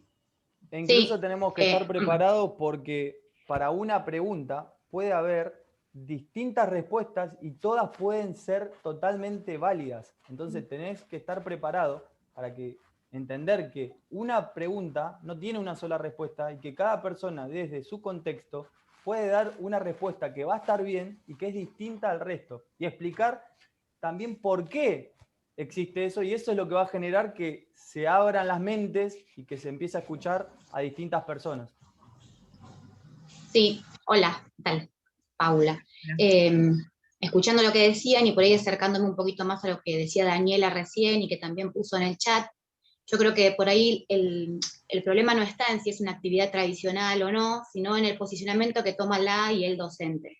Creo que la diferencia se consigue ahí, porque podemos trabajar cuentos tradicionales, podemos trabajar un cuestionario de 20 preguntas y demás. El tema es el objetivo que le ponemos a esa actividad, el lugar que tomamos como profes, y creo que ahí es donde podemos conseguir algo distinto. También esta idea de que todo el tiempo los docentes y las docentes tengamos que ser creativos, me parece que también es como un mito y una imposición que no es cierta, porque no estamos para crear todo el tiempo cosas nuevas, ni que tengan que ser súper novedosas, sino me parece que desde nuestro lugar de educadores y educadoras buscamos transformar lo que nos parece que no está bueno, lo que nos parece que puede llegar a ser diferente. Me parece que... Y esto también pensándolo en lo primero que salió, sobre esta normativa que está establecida y demás, más allá de la normativa de las instituciones, pensando también en lo general, en la vida cotidiana, por ahí está bueno pensar también que este paquete de moral, este deber ser que nunca es justo ni igual para todas las personas, bueno, ¿quiénes impusieron ese deber ser? Seguramente todo eso fue craneado y pensado intencionalmente por grupos que tienen un poder determinado, y entonces claramente nunca van a ser justos y nunca ese deber ser va a ser igual para todos, para todas. Eso nada más. Sí, quizá lo que estabas diciendo, Pau, de la normativa también tiene que estar, a ver, tienen que haber ciertas pautas que tampoco podemos, digamos, desentenderlas. El tema es qué hacemos con ellas, ¿no? Me parece que esto tiene que ver, y un poco lo que decía Nicolás, de cada uno va a responder, y volvemos a la Rosa según la experiencia que haya tenido. Digamos, con ese bagaje cultural con el que llegan a las escuelas o a los institutos o al jardín o al cualquiera sea ¿no? el rango educativo o el lugar en el que se encuentre. Pero me parece que tiene que ver con un poco de lo que acabas de decir, Pau, cómo me posiciono yo y a partir de ahí qué llevo, ¿no? Qué ofrezco como contenido. Digamos, cómo repienso ese contenido curricular que está tan estanco y qué hago con él, ¿no? Que, no sé, me parece que está bueno eso. A colación de lo que decía Valeria, respecto al posicionamiento, al contenido, a las normas, también está el otro factor el bagaje, nuestro acervo de conocimientos, ideas y todo lo que vienen mencionando. Falta un factor que es el escenario cambiante y azaroso con el que nos encontramos cuando, en el caso de quienes ejercen la docencia, con el escenario que se encuentran cuando cuando vas a trabajar en un colegio. Son distintos, son cambiantes. Vos por ahí tenés elaboradas desde tus ideas y trasladadas al papel y acciones pensadas que inmediatamente a veces frente a un escenario inesperado, frente a un grupo o una escuela o una comunidad con tales y cuales características, vos tenés que inmediatamente sobre la marcha ejercer cambios. En ese sentido, que esta tarea, en mi opinión, también tiene mucho de imprevisible, muchas cosas que no se pueden prever. Y a veces entre lo imprevisible, a veces entre, como decía hoy la profesora, entre la estantería de normas y la vida, qué sé yo, y la vida que nos toca y las situaciones que tenemos que enfrentar, a veces es que los docentes, y no me excluyo, tendemos frente a la adversidad o dificultad, tenemos cierta tendencia a volvernos más conservadores y poco creativos, o sea, más técnicos reproductores de un orden normativo. Esa es un poco la contracara que a veces no es tan fácil trasladar a las acciones concretas y tener éxito, y a veces se puede y a veces no. Es un poco lo que quería decirles. Gracias, Rafael. Romy, ¿querías decir algo? Sí, ¿qué tal? Bueno, saludo a todos, a todos. Me cuesta mucho el todes porque soy de una generación media atrasada. No, pensaba esto de que yo, a partir de mi propia experiencia, ¿no? Me cuesta mucho como esto de pensar que hay que tener un posicionamiento siempre. Me niego rotundamente a pensar que eso sea así. Muchas veces ese posicionamiento está, pero es inconsciente hasta en nosotros mismos. Yo creo mucho en en improvisar. Creo que muchas veces está bueno improvisar, ir a una clase sin saber qué vas a hacer y cómo lo vas a hacer. Esto lo digo irónicamente, ¿no? Porque siempre uno sabe más o menos qué va a hacer y cómo lo va a hacer, pero digo, me niego a las planillas, todo lo burocrático que rodea la escuela me parece terrible, tedioso, y muchas veces, a veces digo, no quiero trabajar más, no quiero enviar más una planificación semanal, odio este trabajo. Y a partir de eso, o sea, un poco me pasó de hacer un taller de teatro para docentes hace unos cuantos años, y a partir de ese taller de teatro, un poco me saqué esta mochila que me pesaba mucho a la hora de ir a dar clases. No digo que sea la solución, por supuesto que no lo es y cada uno hace su trayecto, pero me gusta creer que jugamos a ser docentes, es un juego, yo juego, es mi rol. Hoy a las 5 de la tarde ocupo este rol, y a las 8 soy mamá, y a las 9 soy amiga, y a las 10 soy hija, o sea, es como que son roles que vamos, como, me parece que ahí está el posicionamiento, juego a esto, o estoy jugando a esto. Como un poco también esto de la falsa seguridad, viste que a veces parece que tenemos, pero es falso, digamos. ¿Quién puede estar seguro de todo? Por supuesto que la formación académica te da un sustento, pero a veces entras a un aula y todo eso se te va, no sabes ni cómo agarrarlo. Ese contenido que pensaste no sabes ni cómo transmitirlo. Y es como dejar que pase. Está bueno dejar que pasen cosas sin que uno las controle. Nada, esto como improvisar, como me quedo con lo que te escuché en el primer video, que fue lo único que pude escuchar de todo lo que mandaste, profe, cuando vos decías, que me gustó un montón, cuando vos decías, bueno, la praxis docente también es investigar lo que damos, investigar qué contenido, no tanto el cómo, sino el qué contenido. Y en ese qué contenido, el cómo tiene que estar como muy relajado, porque si no estamos más pendientes de cómo que del qué. Y nada, por ahí estoy diciendo mucha ensalada, pero a mí me pasó, mi experiencia personal, di clases muchos años para adultos mayores, y era muy jovencita y entraba al aula con mucho miedo, porque aunque ellos estaban terminando el secundario, yo sabía que tenían un bagaje cultural y de vida que me pasaba por encima, y yo tenía miedo de no tener esa autoridad frente a ellos. Hasta que, bueno, hice esta experiencia de un taller teatral, y un poco me puse la tarea de actuar a que era una docente, porque en el fondo yo tampoco me lo creía, no creía que yo era docente. Y un poco fue saliendo eso, y me di cuenta que está bueno que pase eso. Después me costó mucho la media fue terrible para mí, porque era toda una estructura de escuela que es re difícil de sostener, pero bueno, nada, como que también hay lugares donde también hay que encontrar el lugar, ¿no? Como el nivel educativo en el cual queremos enseñar y podemos, y estamos cómodos y somos medianamente felices, porque si no también es como toda una carga que uno se pone.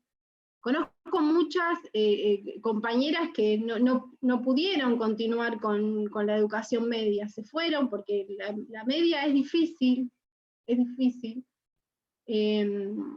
pero bueno, nada, digo esto porque a veces hay mucha teoría, un montón, demasiada como para que uno pueda asimilarlo. Y la idea de taller, a mí me gusta la idea de taller porque es como, esto también es irónico lo que voy a decir, pareciera que hay menos teoría que en cualquier otra materia teórica, y claramente no, sino que está de otra manera. Pero digo, improvisar está bueno, y jugar a que somos. Hoy soy historiadora y voy a dar tal cosa. Estoy jugando, no lo soy. Y también ver del otro lado. Yo me he grabado para ver qué decía, porque decía tantas pavadas, yo sentía que decía pavadas en el aula, y digo, yo no sé si estaré diciendo algo que está bueno, y después me daba cuenta que me reía sola de las clases. Los pibes se divertían, porque pasaba a ser como eso, como que estamos todos jugando. Y nada, es como otra experiencia, digo, está bueno. Yo soy licenciada en historia, entonces por eso digo historia. Y la historia no hay nada más aburrido que nos han hecho creer que es la historia. Entonces ahí hay que dibujarla un montón, pero hay muchísimo material para eso. nada, esto, quería también compartir la experiencia. Gracias, Romy. Gracias por compartir la experiencia. Es interesante esto. Estaba pensando cuando vos hablabas otra vez en Zambrano, porque Zambrano siempre decía que cuando uno tiene la expectativa o tiene una expectativa de qué es lo que va a pasar cuando tiene que ir a dar clase o cuando tiene que ir a dar una conferencia, tiene esa incertidumbre y se apodera de vos un temblor, dice, ¿no? Algo así como un temblor. Que podría llegar a entenderse como inseguridad, pero que no es inseguridad, dice Zambrano, sino que es el compromiso.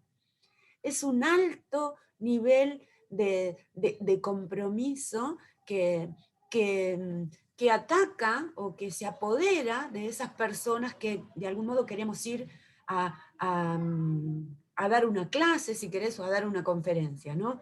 ¿Y cuál sería ese compromiso fundamental?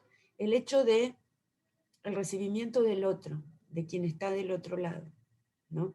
¿Estaré a la altura de esas personas que están del otro lado para poder llevarles algo de estos contenidos? Porque más allá de que uno improvise, más allá de que uno tenga un no método, si querés, al estilo Jacotot de Rancière, ese no método igual no es un no método. Tiene que haber detrás ese que enseñar del que vos hablás, tiene que estar detrás ese contenido. Entonces, el no método tiene que tener el contenido de todas maneras. Entonces, me parece que, otra vez con Zambrano, lo que nos enseña es que lo que nos hace temblar, lo que nos hace temer en el momento de dar una conferencia o una clase, es justamente ese compromiso que nos caracteriza, ¿no?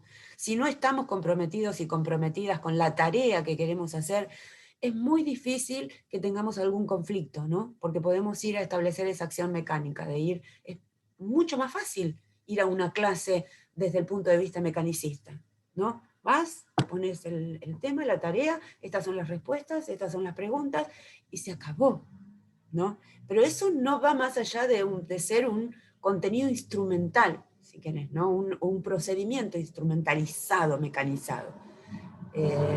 Así que bueno, esto de la posibilidad de hacer un taller de teatro es bien interesante, así que te ponemos ahí al mando del taller para que nos des un tallercito a todos y a todas. No sé nada de teatro, pero además me doy cuenta que con mi hijo no me sale una, o sea, mi hijo superó toda, o sea, superó toda mi capacidad mental. Bueno, yo creo que estamos en la hora, ya acaban de llegar les peques acá y ya empezaron a hacer mucho ruido. No sé si hay alguien más que quiera participar. Yo quería hacer un comentario, profe. Sí, decime. Bueno, buenos días a todos y a todas. Le quería hacer un comentario justo en relación a lo que estuvieron hablando también mis compañeros y tomó esto de la improvisación, ¿no? Y de la ética también, y esto de la ética no normativa, y esto de lo que hablaba el texto también de la ética como una respuesta adecuada. Yo voy a contar esta experiencia porque a mí me había pasado, se había salido de la facultad, de la UNCI, y me iba a trabajar. Yo trabajo en secundario de adultos, con SENS y fines. Y tenía justo fines deudores, filosofía también. Así que bueno, y me acuerdo que estaba tan mal, que estaba más para irme a mi casa que para entrar en el aula. ¿Qué hago? Digo, ¿qué hago? Pero son 8 clases, digo, intensas. 7 clases y una de examen.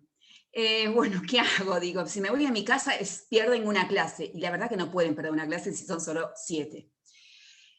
No me parecía ni ético, ni en forma normativa, y bueno, tenía que buscar una respuesta adecuada. ¿Qué hago? Digo, no me podía ni parar.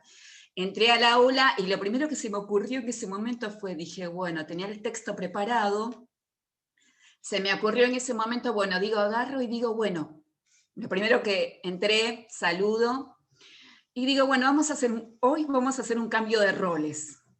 Entonces, bueno, lo que hice fue hacer un cambio de roles. Yo era la estudiante y ellos iban a ser los docentes.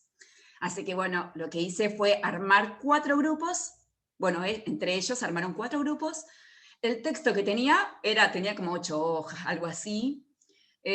Bueno, lo dividí en 4 partes, 4 temas, así que bueno, lo repartí. Bueno, ellos tenían que leer, hacer una lectura comprensiva y qué es lo que decía este filósofo y armar como un cuadro sinóptico.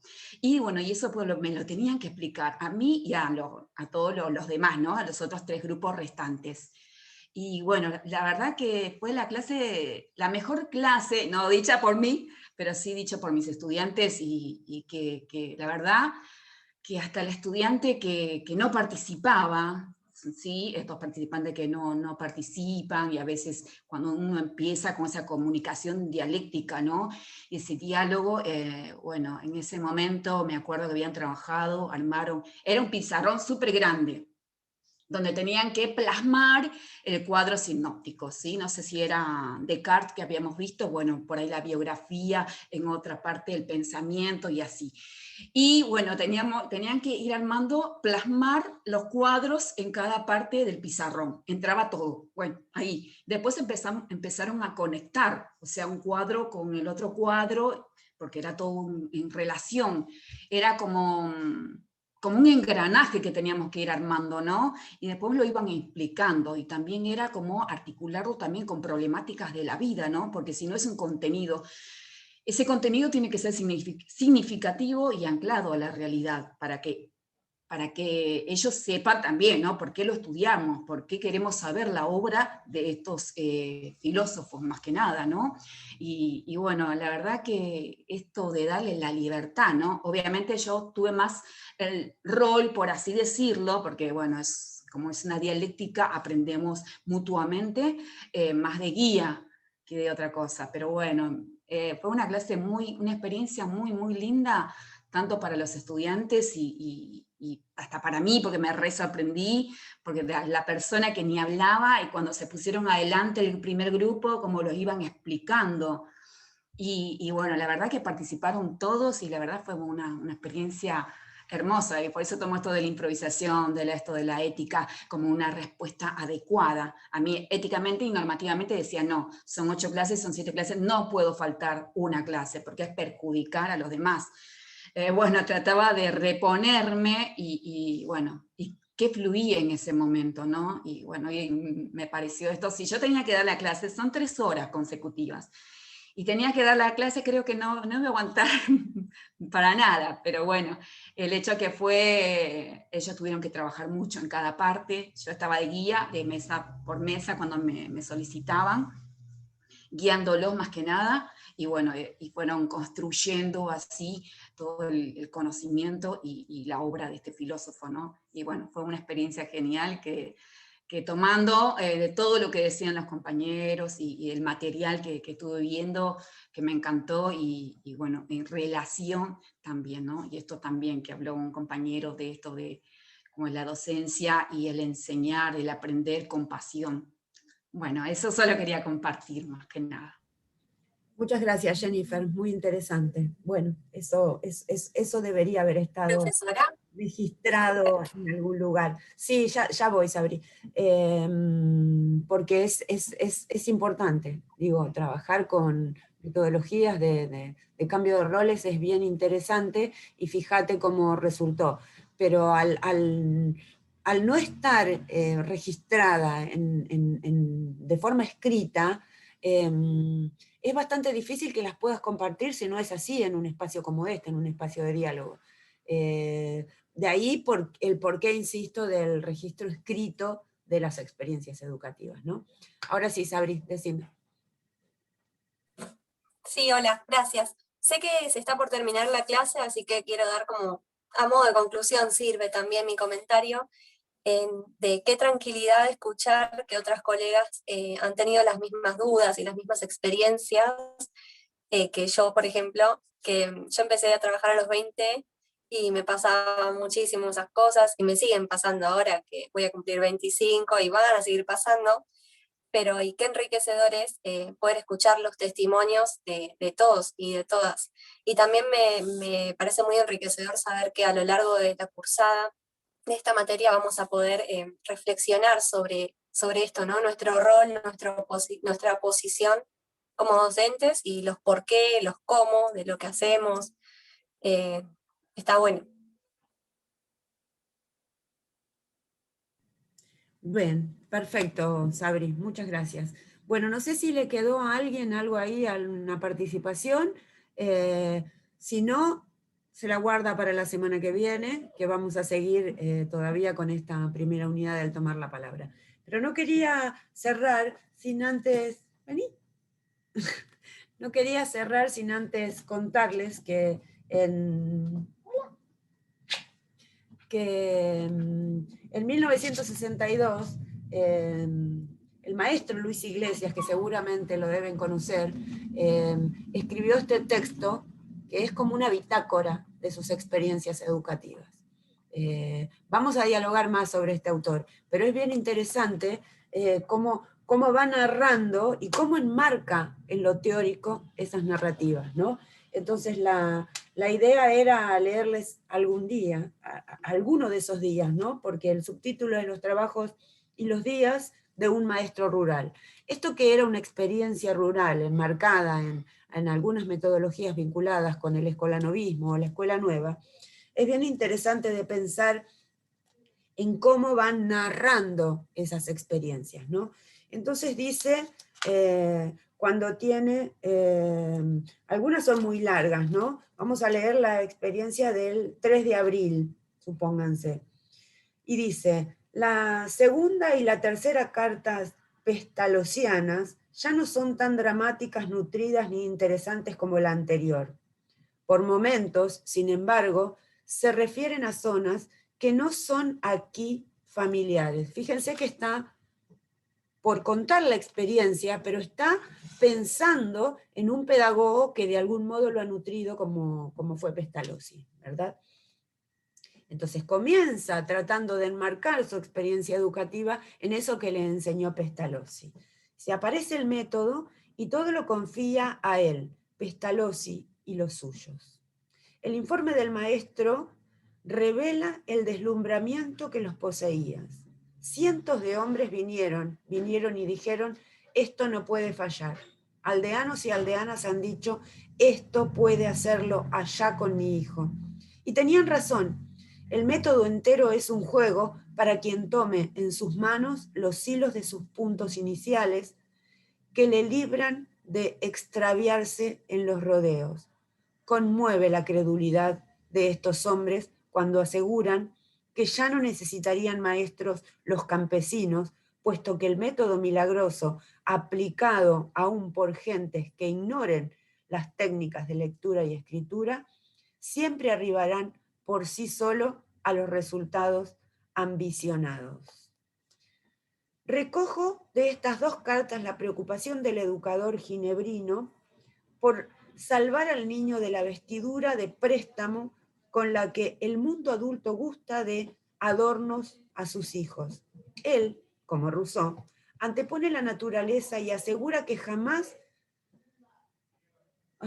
se perdonaría perturbar el alma del niño con imágenes extrañas, dibujadas o habladas, si éstas no estuvieran antes en íntima conexión con su vida natural. Exagerado o no, lo cierto es que el problema está en el meollo pedagógico, ¿no? Bueno, continúa.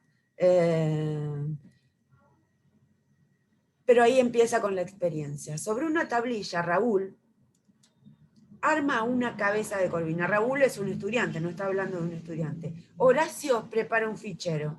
¿Qué hago yo? ¿Yo qué hago?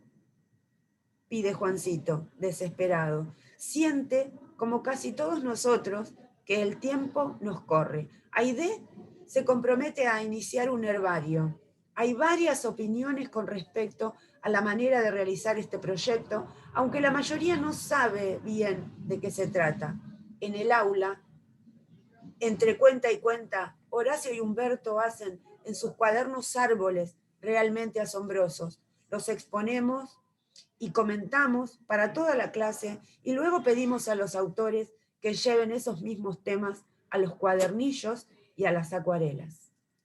No leí toda la nota de ese día, pero les fui contando un poco cómo narra la experiencia sin olvidarse de la teoría. Hay un marco teórico en el que está queriendo de algún modo hacer encajar, si ustedes quieren, lo que le había enseñado Pestalozzi, o lo que le había enseñado Rousseau, o lo que le hubiera enseñado Comenio, cualquiera de los pedagogos, pero que sin embargo tiene mucho que ver con cómo podemos registrar esa experiencia educativa que hace a nuestra labor cotidiana, ¿no? De ahí la necesidad de leerle esto, que es de Diario de Ruta, que es del maestro Luis Iglesias, ¿no?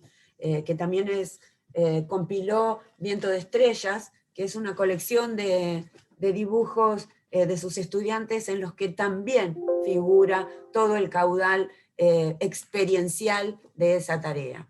Bien, me estoy quedando sin batería y se nos está llegando la hora y no traje el cable.